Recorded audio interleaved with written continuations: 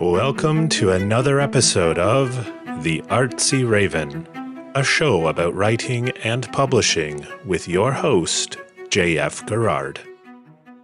Welcome to another episode of The Artsy Raven, and today our special guest is Kathy Garver.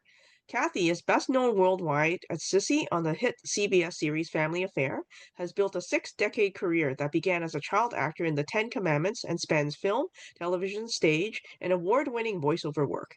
In addition to her iconic on-screen roles, she has become one of Hollywood's most in-demand voice actors, voicing fan favorites including Firestar in Spider-Man and His Amazing Friends, and characters in Chuck Norris' Karate Kommandos, The New Yogi Bear Show, and more.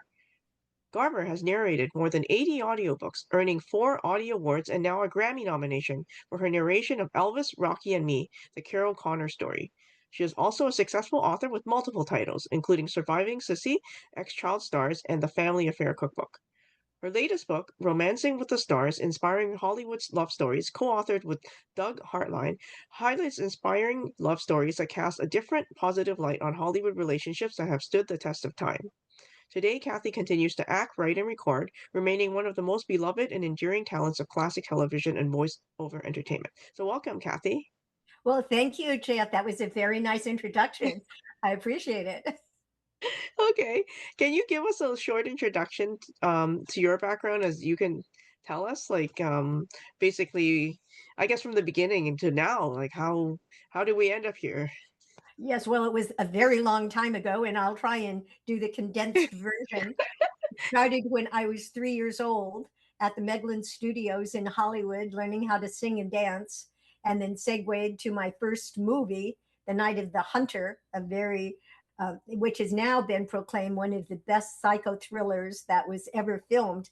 And at that time, Charles Laughton, it was his first directorial assignment, and he was very disparaged by the bad reviews that he got, and he never did another film. And the one with Robert Mitchum and Shelley Winters and Lillian Gish and Peter Graves and Billy Chapin, this wonderful cast.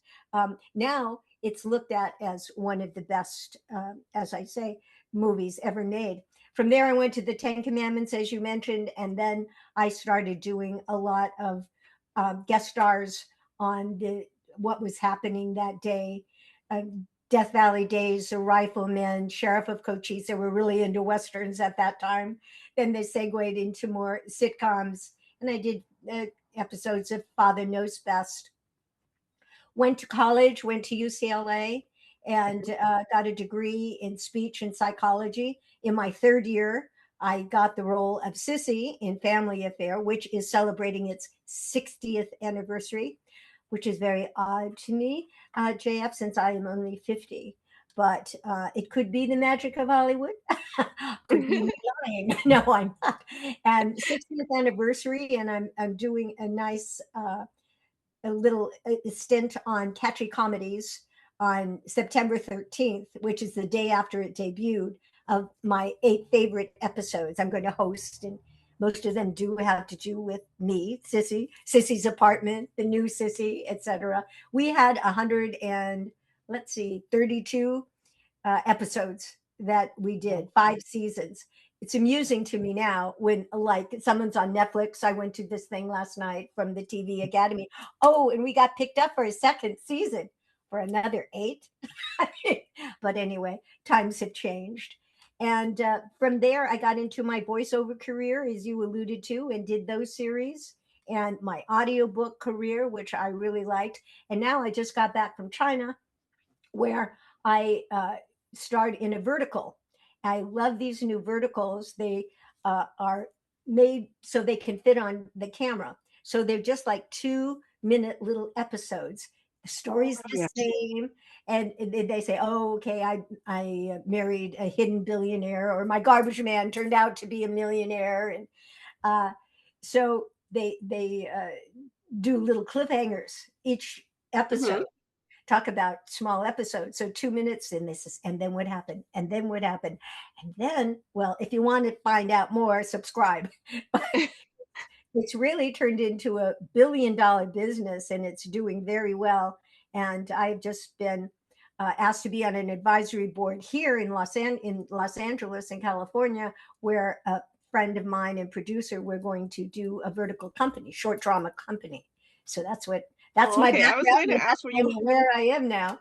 yeah, I was going to ask where you hired for a role in China, that maybe you shot it in Mandarin or something. Yeah. No, it's very strange because all the actors were English, or they were from America, or different places, New Zealand, etc.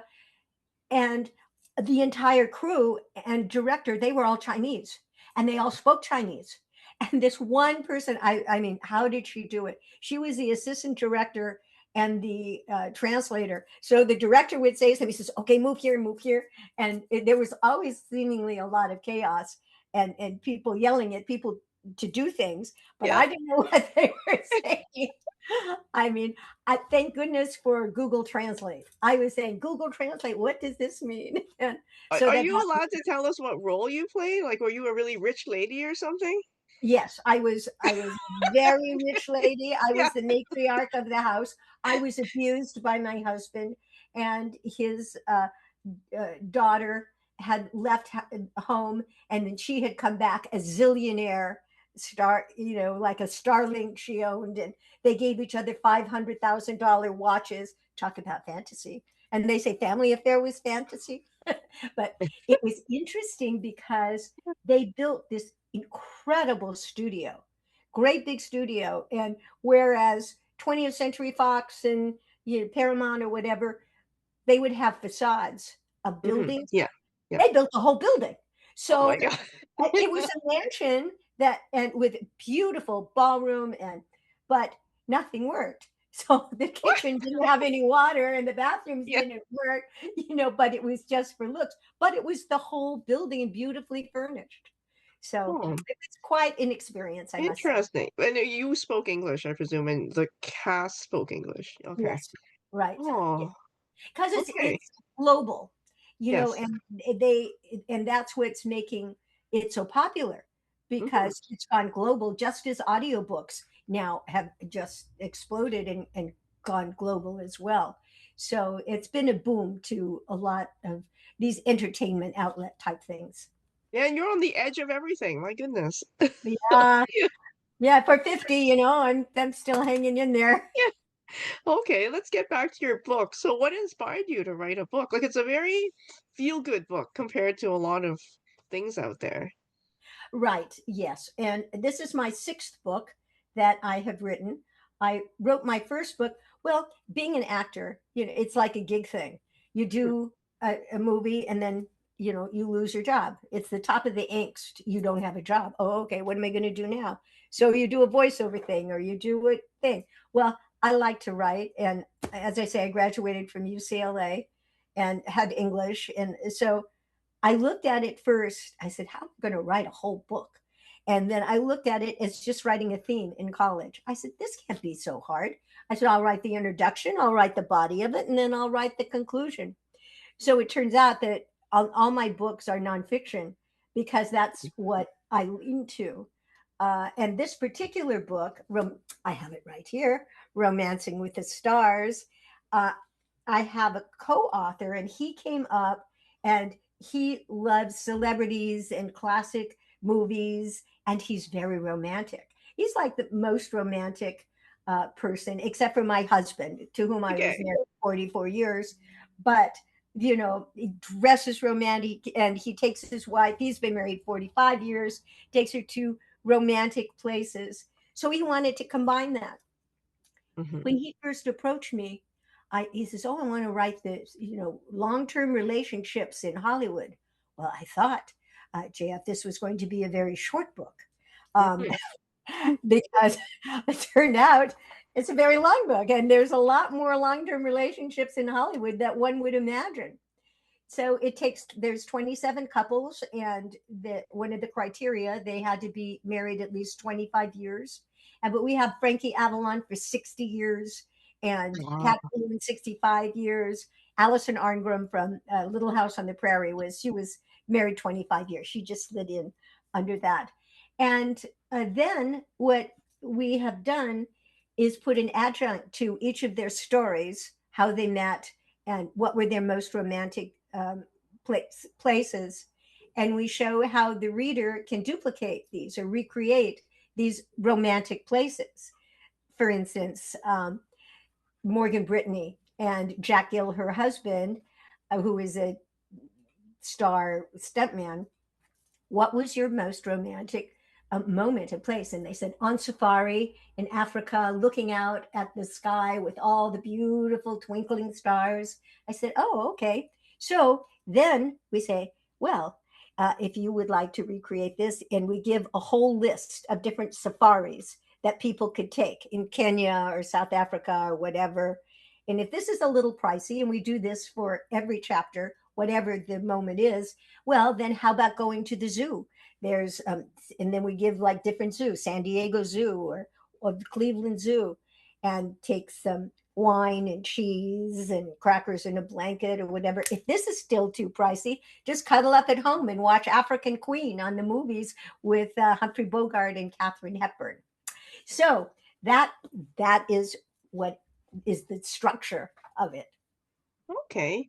Now I was going to ask you, what do you hope readers take away? Well, it sounds like you want the readers to travel and be with their significant others and What reconnect. we basically want them to get in is to be inspired by this, to know there's the possibility of long-term relationships, no matter Hmm.